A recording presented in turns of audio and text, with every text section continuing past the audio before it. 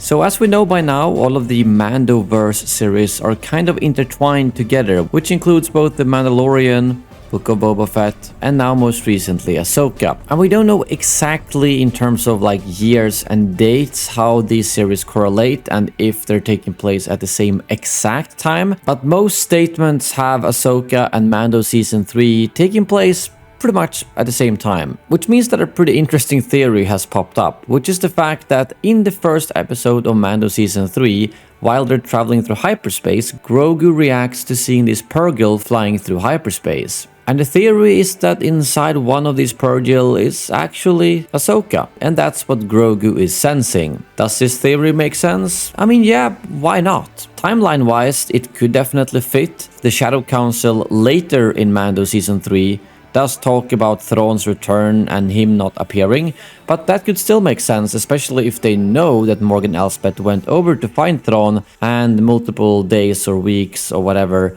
went past without him actually returning, as we don't really know if there's gonna be a time gap between episode 5 and 6 of Ahsoka. Overall, it's really a minor detail, and we're probably never gonna know if that was the case, but in my head canon, I think it's pretty cool to think that Grogu could actually sense Ahsoka being inside one of those Purrgil.